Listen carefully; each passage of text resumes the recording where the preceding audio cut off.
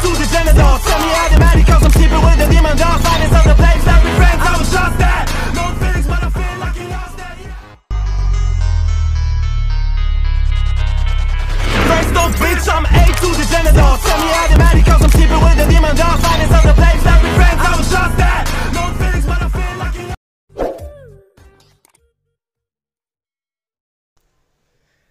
Bismillahirrahmanirrahim. Assalamualaikum warahmatullahi wabarakatuh. Oke teman-teman, kembali lagi di channel Pengusaha Muda yang berkarya.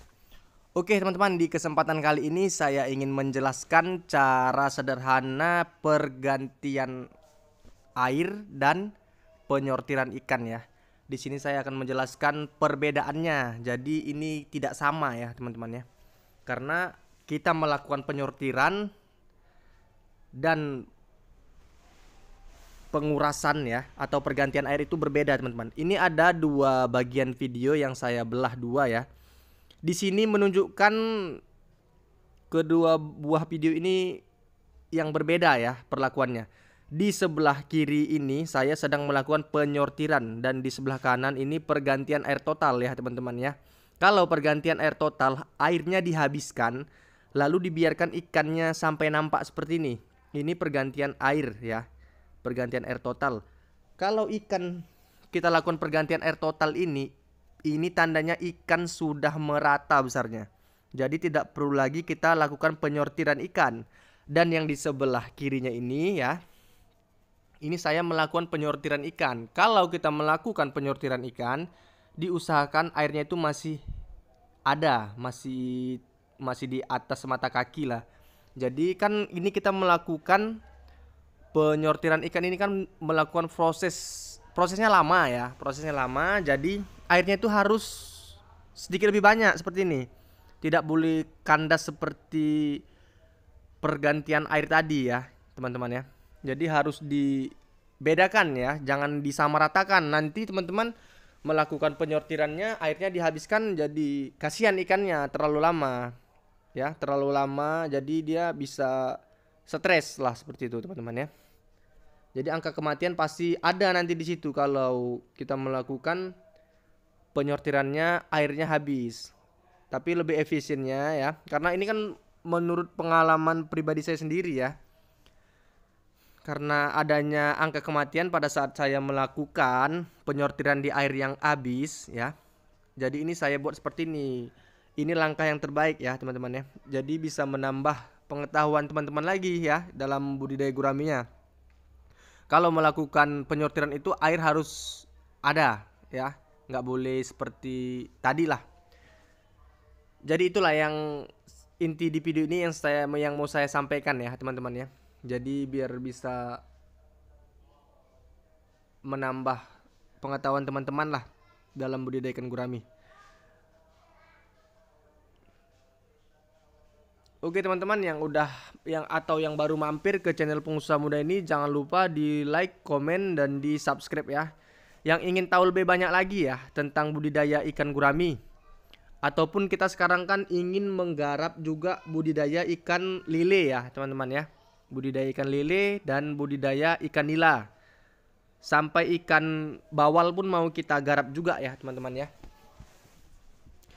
Karena yang nonton video kita ini kan nggak cuma pembudidaya ikan gurami ya, tapi pembudidaya ikan lele juga dan pembudidaya ikan nila juga. Jadi banyak ya.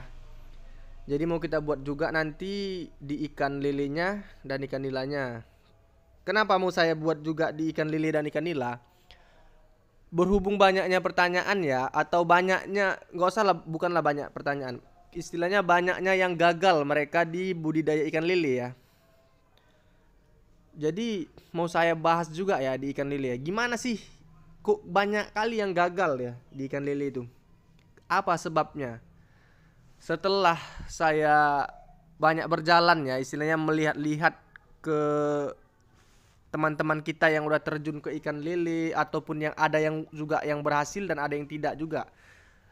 Rupanya setelah saya lihat dan saya kaji, letak kesalahan pembudidaya ikan lele ini dia di harga sebenarnya. Di harga ikannya murah ya. Jadi keuntungan tipis. Sebenarnya untuk prospek pembesarnya itu lebih cepat, tapi harga murah ya, termakan kos biaya benih tadi, biaya pakan, jadi keuntungan sangat tipis dan bahkan minus. Di situ. Jadi gimana caranya kita memanage budget kita itu tadi biar supaya dapat keuntungan dalam budidaya ikan lele ini. Sudah saya bahas juga di satu video saya ya. Kalau memang benar mau terjun ke ikan lele ini nggak boleh setengah-setengah ya teman-teman ya. Nggak boleh setengah-setengah. Karena harus kita melakukan pembenihan sendiri. Kita harus memiliki indukan sendiri. Kita benihkan sendiri. Dan memang kenapa saya bilang nggak boleh setengah-setengah, karena harus dipelajari dulu pembenihannya. Kita harus mendapatkan benih sendiri. Itulah yang menunjang keberhasilan. Itulah yang menunjang keuntungan kita dalam budidaya ikan lele tadi. Jadi di situ letak keuntungannya ya. Letak keuntungannya kita budidaya ikan lele tadi. Jadi sebenarnya kita mau terjun di ikan gurami, ikan lele, ikan nila, kita harus mempelajari sifat ikan ini tadi, harganya tadi, pemasarannya tadi. Jadi semua itu bisa diatur lah ya teman-teman ya.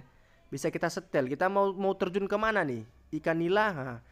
Kalau di ikan nila, ini maaf ya teman-teman ya. Ini kan videonya saya lagi melakukan penyortiran ikan gurami, tapi saya bahasnya ke ikan air tawar yang lain lah, istilah nila manili nih teman-teman ya, nggak apa-apa lah ya. Jadi misalkan tadi di ikan lele tadi tuh saya bilang kunci utamanya itu di benih ya. Kita harus bisa membenihkan sendiri ya kalau untuk di ikan lele agar bisa mendapatkan keuntungan. Kalau kita beli benih juga ya itu untung ya, tapi bisa juga minus. Jadi tipis-tipis lah kalau kita beli benih. Jadi kuncinya di lele itu pembenihan sendiri ya teman-teman ya. Jadi kalau untuk nila gimana bang? Kalau untuk nila ini harganya lumayan tinggi teman-teman. Harga lumayan tinggi ya. Pakannya pun dia bisa hampir sama dengan gurami. Kenapa saya bilang bisa hampir sama dengan gurami? Karena dia bisa memakan pakan alternatif seperti ajola ya, mata kucing ya, dan lain sebagainya. Dia bisa memakannya dedaunan juga.